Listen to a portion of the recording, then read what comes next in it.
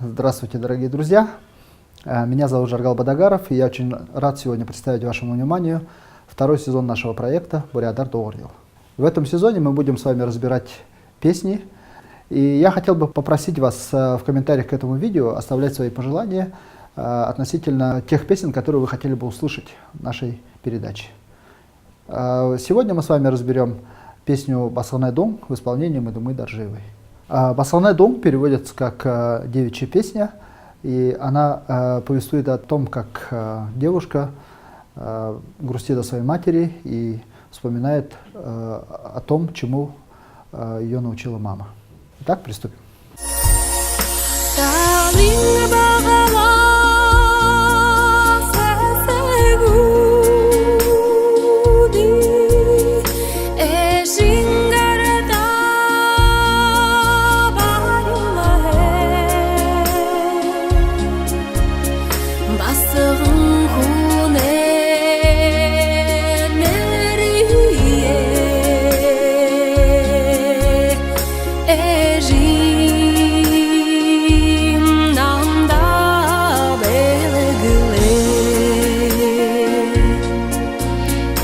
Ну что ж, давайте прочитаем первый куплет.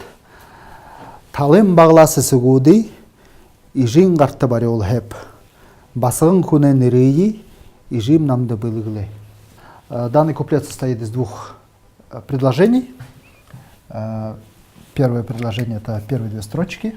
И это предложение состоит из сказуемого бари ол хеп. Эту форму мы с вами в первом сезоне не изучали, к сожалению, но тем не менее вот эта форма на «гэ», она выражает желание говорящего о чем-то, ну, может быть, несбыточном.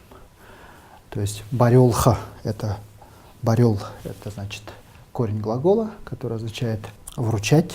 Барёлхэп — хотела бы я вручить или дать в руки, ну что. И здесь мы видим вот это вот прямое дополнение от слова вот сысык, цветок, сысыгут, значит много цветов, цветы, и это у нас аффикс винительного падежа. Полная форма выглядит как ие. Здесь мы видим, что это сокращенная форма. В принципе, в скобках как бы ее можно дописать. То есть можно говорить сысыгуды, а можно говорить сысыгудыи. Но в данном случае, поскольку в песне нужно соблюдать некую размерность, здесь как бы исполнитель поет сысыгуды. Вот. Хотела бы я вручить. Вот это вот окончание «б» нам уже известно. Это окончание, которое выражает первое лицо единственного числа. Проще говоря, я, да, хотела бы я дать цветы или вручить цветы. Так, гар — это рука. Та — это окончание дательно-местного падежа. Гарта — в руки. Хотела бы я вручить в руки, да? Кому? Ижи — это мама, ижин, как вы уже помните, ижи — мама, ижин — мамы. Родительный падеж в руки мамы, да, получается. Ну, как вы помните, вот такого рода вот фразы немножко отличаются в русском и бурятском языках. Например, по-русски, если мы как бы говорим дать, ну, как бы вручить, ну, или в руки маме, да, как бы получается. То есть кому? Маме. И в руки, да, получается. То есть оба слова стоят вот в таком вот каком-то, ну, как будто бы не связаны между собой, да. По-бурятски нужно говорить в руки мамы. То есть вот такое вот небольшое различие. Ну, здесь ровно так и сказано, да?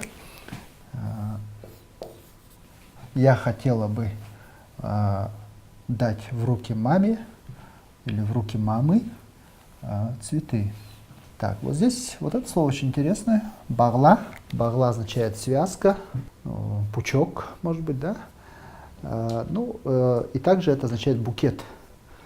То есть хотела бы я дать в руки маме букет цветов. И последнее слово в этом предложении – тала и окончание «ин». Тала – это степь, талын – степной, да?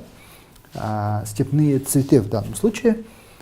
Хотела бы я вручить степные цветы, букет степных цветов в руки маме, или просто маме.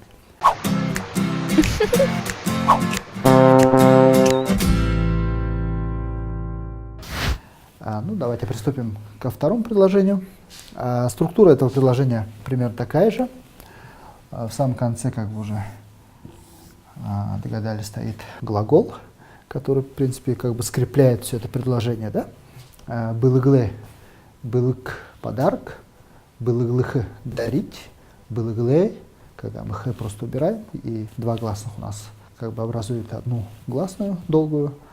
Это у нас, если вы помните, прошедшее время. То есть, получается, подарила. Поскольку здесь ничего нет, то есть это не былыглэб, былыглэбди там и так далее, ничего нет, то это у нас речь идет о ком-то, да? То есть он, она или они. В данном случае, кто подарил, мы узнаем вот из нашего предложения. Это ижим. Ижи – это мама, ижим, когда м на конце, это моя мама. Вот обратите внимание, да, что для бурятского языка вот эти вот очень незначительные, казалось бы, да, различия ижим, ижим, почти как бы непонятно, да, вот что именно произносится.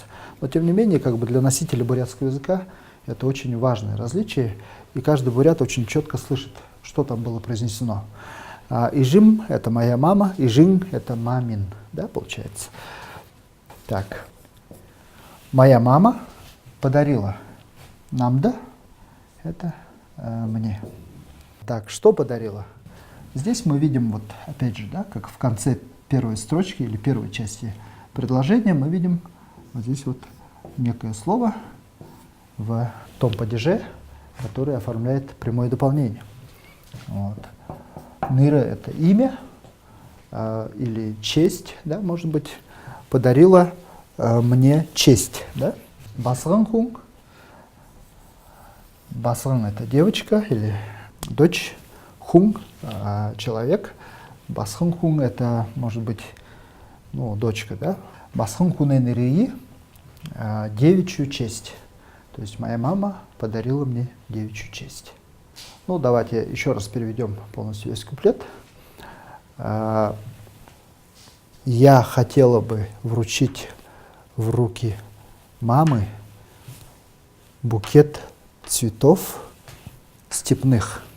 Моя мама подарила мне девичью честь.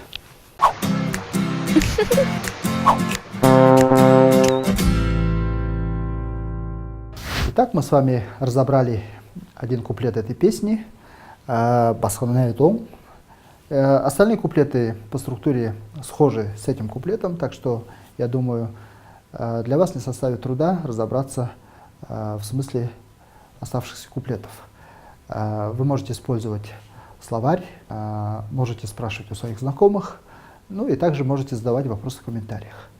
Мы на этом с вами прощаемся и до новых встреч. До свидания. Байрте.